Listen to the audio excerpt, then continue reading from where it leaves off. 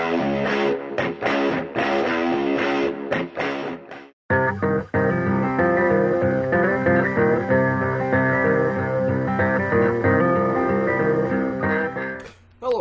I'm Patrick Gleason from Out of the Basement, and although I've been doing movie reviews and other things, figured it'd be a time to sort of start a series of talking about some of the games we've played through the years, well, mostly myself, and have enjoyed, and sort of explain some of them to you and give you some background of why we liked it and how much fun we had, and also sort of through the rules. And then, you know, part of that will be like another video will just explain some of the scenarios and campaigns we've done. So the first one I was going to do is Deadlands, because I've been watching Wynonna Earp on Netflix, and that got me thinking again of Supernatural, and then towards Deadlands, because that's one of the ones that I enjoyed for a long time. Had other people run, and I ran as well. So Deadlands, in case you didn't realize from the name, is based in the 1800s, the late 1800s, after the Civil War should have ended, but still went on. The tagline for it was spaghetti western with meat. So basically, like I said, supernatural, or Wynonna Earp, but more supernatural in the Old West, where there was ghosts, there was vampires, there's things that would eat you, you know, obviously, and magic and that sort of thing.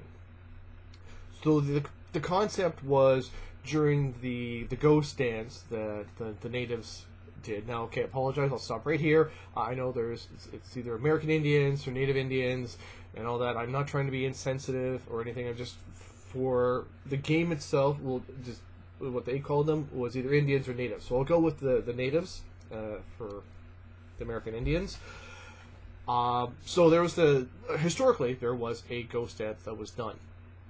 But in the Deadlands scenario, what happened is that they actually opened up a doorway to the spirit realm, and spirits came through, and they're not all very friendly, nice spirits.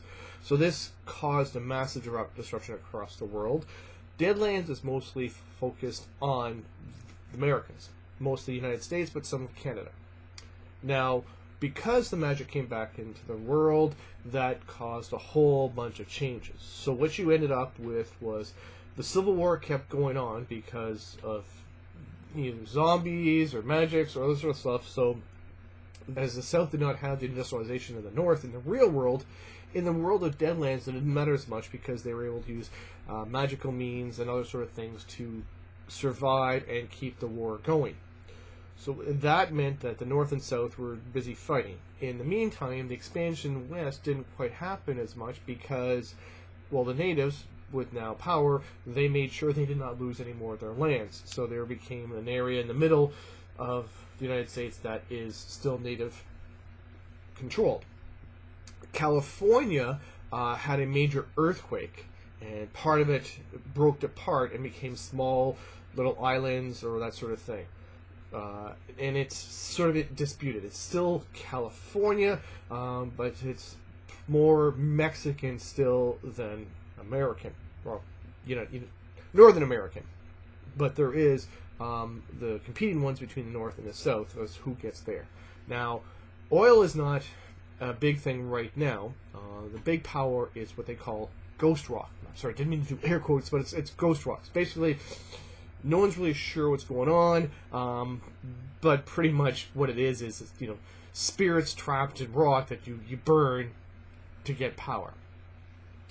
So that's basically the background. You have Utah still being Salt Lake area, so you have North, the South, the native lands, and over here, the broken California. You have Mexico to the south, which is pretty much Aslan, becoming back to Aslan, and Canada is mostly still Canada, but there's issues there. So, sorry, I'm trying to just give you the background behind the world and what's going on. So, there's the Old West, but not the Old West, with magic and that sort of things. So, you can play different types of characters. It's not like there's no leveling. It's like other games where you choose your character, but you can also build your own if you want to. There's ones they call mad scientist, which is basically you're a scientist using ghost rock, and you're sort of dealing with the spirits to manufacture sort of steampunk sort, but it's more like magical steampunk, if you will, in some ways. There's some things shouldn't work, but they do because of the magic. Then you have just the basic, the Braves, the gunfighter, that's just the basic one that you would have in a normal Western situation. You have what they call hucksters. And hucksters are, well, to use the mages, if you will. But what they do is they go into the astral realm to play a game of wits or domination versus spirits called the manitous. And if they win, they get to use the manitous power to cast spells. Now the thing is, of course, most people don't like that, so they don't like to see magic being done.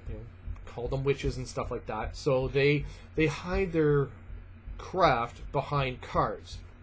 So that's what they're called hucksters, because they most likely, a lot of them are gamblers, that sort of thing. They always have cards. They hide their spell use, spell abilities behind the cards. Then you also have the blessed, which are basically get the powers either from God, Yahweh, Allah, or someone. As long as there's some sort of God, that's where the power comes from directly. So those are the basic, there's the world, and then the basic, if you will, characters behind it.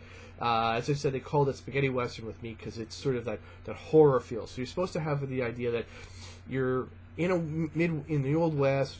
There's still gunfighters, there's still natives, there's still civil war going on, but there's also magic and things out there that go bump in the night and have teeth.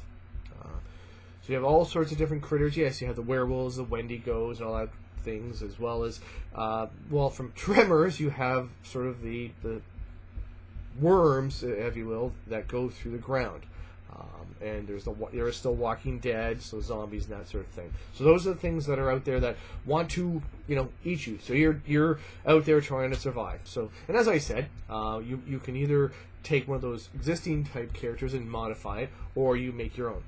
The rules and how to play the game are a little bit more complicated than just a straight up dice game, if you will.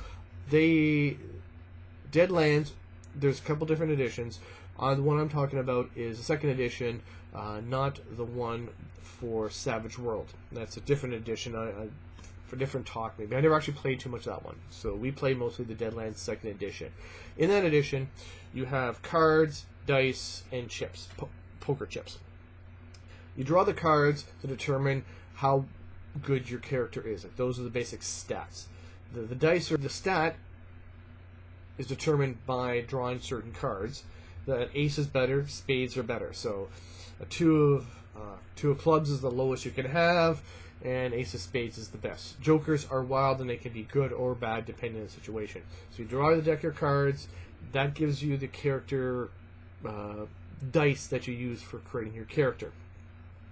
So I'll have an example of a character here. I'll put them on link there. So you have a guy who's, let's say, my favorite character, the preacher, Reverend Caleb Stone. So the stats are, again, a little bit more than some other games, but it does work in the end for the way it's done. So you have what they call cognition. That's sort of like how you do your searching, tracking, and that sort of thing, as well as arts. Then you have your deafness. Deafness is your shooting and your lockpicking, sleight of hand, that sort of thing, throwing. So that's, if you're a gunfighter, that's what you want to have big. Then there's knowledge, which is for the academics, academia, the area of knowledge, but it's also demolition, disguise, languages. Also for the mad scientist, that's where it falls under. So knowledge is important for some of the classes, or for your character if you make them that way. They have mean, which is basically sort of in other games would be called, I guess, your willpower, but they've split it up here between mean and spirit, which I'll get to in a minute there. So mean is like your animal wrangling, your leadership, your overall, your persuasion, your tale telling, which is something I'll come back again to talk about tale telling. There's nimbleness. Nimbleness is your dodging, your hand-to-hand fighting, your climbing, riding the horse, that sort of thing. Quickness is how fast you move, and and it also helps determine your initiative, and that is doing the quick draw. So quick draw and how fast you go in the round for initiative is for quickness, but deftness is what you use for shooting. So this is where, again, they split up some of the stats from other ones, like for dex, into different ones. Then you have your smarts, which again is different from knowledge. Your smarts is like bluff, gamble, ridicule, streetwise, and that thing. Then you have spirit, which spirit is actually important for most things, because that's how you actually determine if you're afraid of the icky or if it affects you or not, like, you know, for spells and that. And under spirit is faith, which is important again for the blessed. Besides the faith, you have guts. Guts is again how you determine, like, that's what's important for determining if you're afraid or scared or not. And then the last sort of stat, if you will, is they call them traits, but it's vigor. So that's how much energy you have. So it's a whole separate one. So your pace is based on your nimbleness. That's how fast you can run and that. Then there's your wind, which is how long you can, your endurance, or how long your fatigue, how you can do things, and your grit. Your grit only comes about through experience, and that helps you to, you know, stay brave and that sort of thing. So those are basically some of the skills in that. Then you said you have what they have, hindrances and edges and hindrances. Edges are advantages, as you will, and hindrances are disadvantages. Like a lot of other games, you know, have edges and that sort of thing. Same thing for Deadlands, they have that. So that's where, if you're a mad scientist, you'd have to have the edge for mad scientist. If you're blessed, you need to have that edge. And then sort of things like, for my reverend, he's got bad ears, which means he's hard to hear, and he takes a negative on the cognition roll because he was in the artillery during the Civil War, well, in the Civil War, and he went partially deaf there. So that's how it comes about. There's also a thing which is called Your Worst Nightmare, which is you work out with the DM, the marshal, as he's called. I am the law! What the worst thing for your character would be. Then there's, you know, just you can come up with things. When you're making your character, as I said, the cards you draw determine the type of dice and how many dice you have for your trait. So I guess again, so the clubs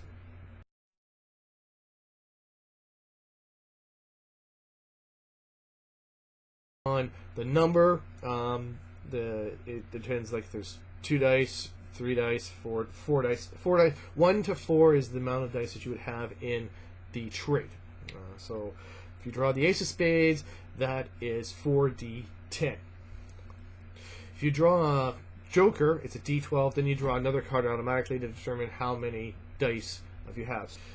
So those are the cards. But the cards are also used to determine how often you go in an initiative. Okay, so you make your character, you give the edges and stuff like that, and again, you don't have to. It's more fun to make your own guy, and you can rearrange the stats how you want to. So you end up with the guy you're ready to start in the world. So again, cards are used to determine actions. You roll. Your quickness help you determine how many cards you get, like how well you roll. Then you get the amount of cards. Those are your actions. Again, 2s are lower than the ace. So those who have aces would go first and descend down to the 2s last. Jokers are again wild, and they can either be good or bad. Black jokers have bad effects. The red jokers have good effects. They give you advantages and stuff like that. And then I said there's also poker chips. Poker chips are what they call fate chips. There's the white, red, and blue, and they're things you can spend to either get rerolls, take less damage, or affect combat that way. So it's pretty fun because you said it seems complicated to hear that there's cards and there's dice and there's poker chips, but once you get going, it's pretty fun. The experience is also used for the poker chips, which you then convert into what they call bounty, which is how you increase your skills and stats.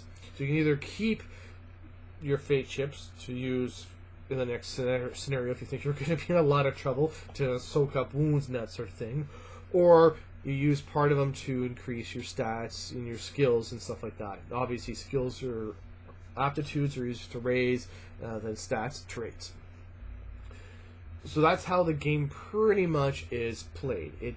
Like I said, it does seem complicated, but once you get going and go with the flow, it is a lot of fun.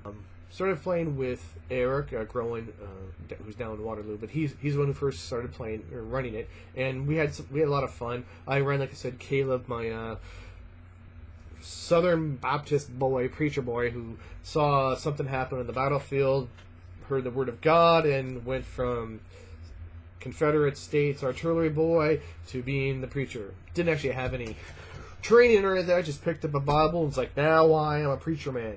And old school preacher type guy. You have all your characters and all that, and there's the marshal who runs ways throughs. And Deadlands, on a lot of drive through other places now, there was a ton of different types of adventures. And like I said, Mexico, there was stuff for there as well, south of the borders, what it was called, the book. They had all the ones for the plains, they had the one for Utah and the Salt Lake City and all that sort of one, as well as for stuff going on in California, which had its own little weird, it should have actually own box set.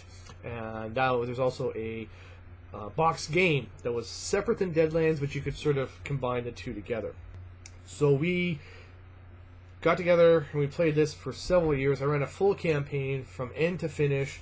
But the finish was where the characters went in the spirit world, and some went to the spirit world, some were on the ground, and they did the whole ceremony to break the connection between the spirit world and the normal world. So I've been thinking about that, watching Wynonna Earp, and I've been thinking, yeah, that would be cool to do stuff like that again. And Savage World was, like I said, a different version of it. Where just used the chips, well, not chips, but little stones, beanies they called them. And Savage World also with Deadlands had one where it's like futuristic sort of idea. It was okay, but mostly we just got into Deadlands and really played that. The other thing too I liked about Deadlands is as people who know me, I'm a fan of Bruce Campbell, stuff he's done. He actually has a write-up in the second edition for the game. There's actually a character, an NPC in the game called Ronan, sorry, and that is Bruce Campbell's undead gunslinger character for Deadlands. And yes, we as a GM, as the marshal, I sort of had him show up every once in a while. It was a lot of fun. But the thing about my Deadlands book is when I met Bruce Campbell at a Comic-Con here in Ottawa a few years ago, that's what I had him sign. Not any picture or anything or movie. I had him sign the Deadlands book, which I thought was really cool. So anyways, that's the first breakdown of Deadlands, the role-playing game. The next one I'll be doing will actually be talking more about the characters and the campaign that I ran and some of this incredible silly stuff we did. And there is a lot. So thank you very much, and hope you enjoyed this. And like I said, if you get a chance to check out drivethrough.com, you can still pick up for pretty cheap the rules and all the different PDFs. And I'm sure there's other places you can find them, but just saying, try to pay to help support the game company. Thank you very much.